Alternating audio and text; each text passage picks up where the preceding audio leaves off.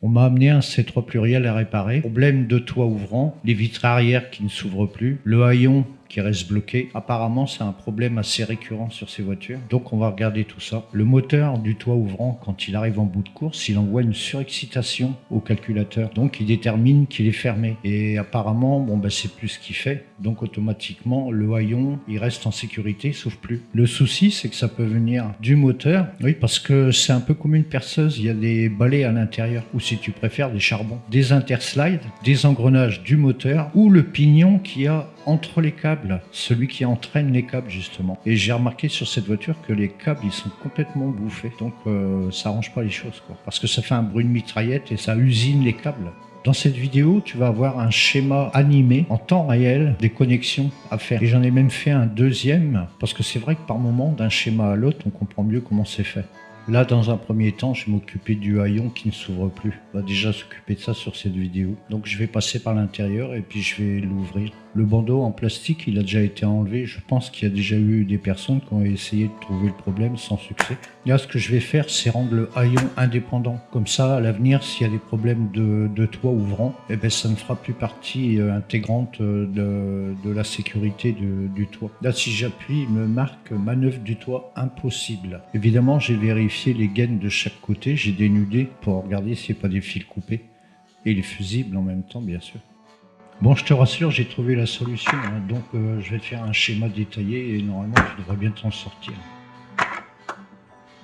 Alors, pour commencer, on va démonter le côté droit, le cache qui est en bas, là, et on va voir deux connecteurs. Il y en a un blanc et un noir. On va prendre le noir et dessus, le premier fil, c'est un noir. On va le couper, ce fil-là. C'est sur ce fil noir là qui remonte le long de la gaine, qui va jusqu'à la première bobine de droite, et on va aller chercher un plus et on va se raccorder dessus. Par contre, pour trouver un plus non permanent sur cette voiture, c'est un petit peu la croix et la bannière. Il n'y a que deux broches sur la bobine. Il y a les deux fils noirs qui sont ensemble, c'est le plus, et le fil jaune, c'est le fil de masse qui est en direct lui. Voilà ce que ça rend une fois modifié. Bon, c'est simple, c'est pas compliqué à faire. Je me suis retourné sur le plafonnier, c'est ce que j'ai trouvé de mieux, et ça marche nickel.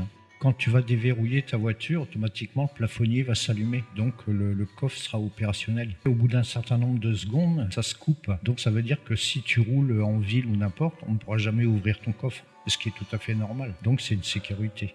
Par contre, tu as deviné que si tu t'arrêtes et que tu sors de ta voiture, ton coffre s'ouvrira. Il s'ouvrira si tu appuies sur le bouton, bien sûr. Le fil à prendre, c'est le fil gris, le deuxième.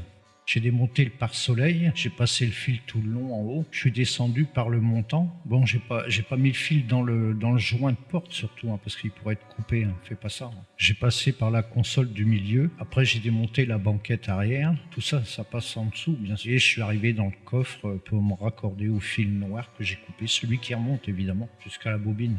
Par contre, j'ai pas fait de détail, j'ai carrément coupé les trois fils à la bobine de droite. Puisque tu vas raccorder ton plus que tu vas aller chercher au plafonnier, tu vas le raccorder en bas au fil noir. Automatiquement, il y aura le plus qui arrivera en haut. Le deuxième fil, lui, va aller à l'autre bobine. Donc, en théorie, tu n'as même pas besoin d'y toucher. Mais bon, comme il n'y avait rien qui fonctionnait du tout, donc je me suis dit, bon allez, moi je coupe tout, je fais mon circuit, au moins ça fonctionnera. Et ça sera indépendant. C'était le but au départ. Mais bon, tout bien réfléchi, je me dis, ça ne servait à rien de couper deux fils noirs. Avant de passer au schéma, on va revenir sur le toit ouvrant.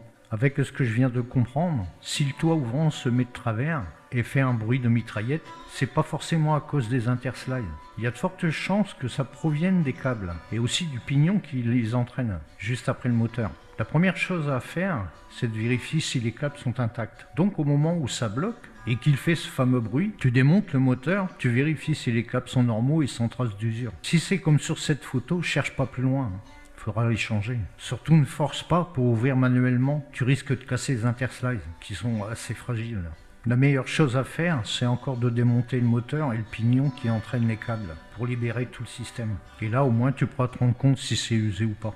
Ce stick de toit ouvrant doit être nettoyé, graissé au moins une fois par an pour éviter d'avoir justement plein de poussière et de résidus. Regarde au niveau des câbles. Comment c'est affreux aussi. En réalité, ces câbles, c'est plutôt comme un ressort ou une vis sans fin. Et en passant sur le pignon, il y en a un qui va à droite et l'autre qui part à gauche. Donc ils se croisent en sens inverse. Et si tu regardes bien cette photo, les deux parties usées se retrouveront tous les deux au milieu. D'où ce bruit de mitraillette. Le pignon saute dessus. Pour les vitres, j'arrivais à faire tout fonctionner. Si ça intéresse quelqu'un, j'en ferai une vidéo.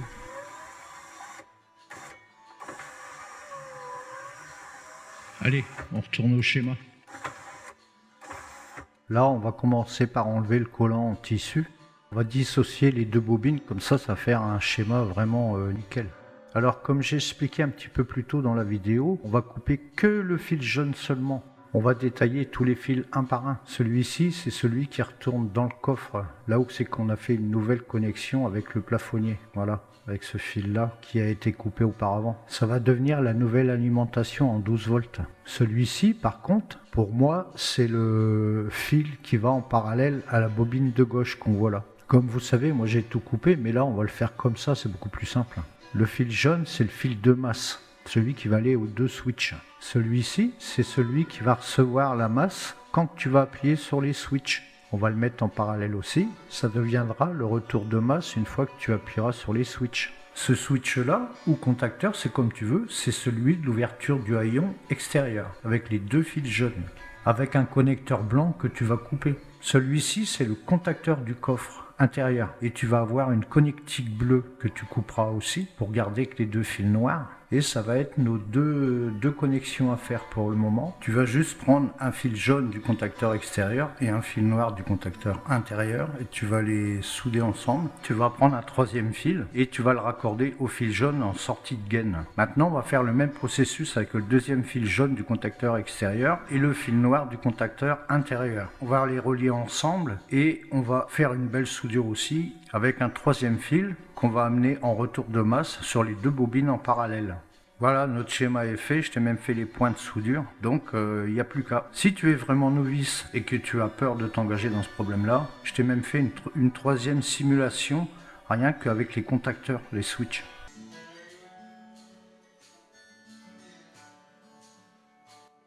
Je me mets un petit peu à la place des personnes vraiment novices qui auraient peur de s'attaquer à ce problème-là. Donc on va faire une belle simulation des deux contacteurs du haillon, du bouton extérieur et du bouton intérieur. Ces contacteurs-là, c'est un peu comme des switches. Tu prends un fil, tu le coupes en plein milieu et tu le fais se retoucher, ben c'est tout simplement ça. Donc quand tu appuies sur le bouton du haillon, le courant passe et là, en l'occurrence, ça va être le fil de masse. Une autre illustration pour que tu puisses bien comprendre comment ça fonctionne. Les deux fils jaunes, c'est le bouton extérieur et les deux fils noirs, c'est le bouton intérieur. On va dénuder un fil jaune du contacteur extérieur et un fil noir du contacteur intérieur et on va les rassembler ensemble. Je conseille vivement de faire tout ça avec un fer à souder, hein, c'est mieux. Hein. Et là, on va faire notre première connexion sur l'arrivée de la masse du fil jaune coupé, celui en sortie de gaine. Celui-là. Voilà, la connexion avec la masse qui arrive de la gaine est faite. Reste plus qu'à faire le même processus sur les deux autres fils jaune et noir, en prenant encore une fois un troisième fil pour aller se connecter sur le fil jaune, celui de la bobine cette fois-ci.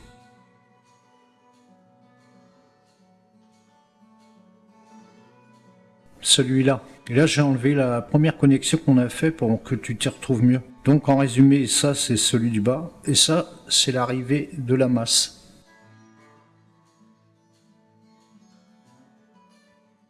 Oublie pas de mettre en parallèle la deuxième bobine de gauche. Toutes ces vidéos et illustrations m'ont pris un bon petit moment quand même. Si ça peut dépanner ne serait-ce qu'une seule personne, j'en serais ravi. Petite conclusion, si tu pars sur le changement de câble, il y a de grandes chances que ton haillon refonctionne. Tout reviendra dans l'ordre, en changeant le pignon qui est après le moteur, celui qui entraîne les câbles en même temps aussi. Mais si tu veux avoir une certitude d'un coffre qui s'ouvre même si des problèmes de toit ouvrant surviennent, la solution est celle de ce système à part. Pour le fil, une dizaine de mètres m'a suffi à peu près. En fil simple, hein, bien sûr.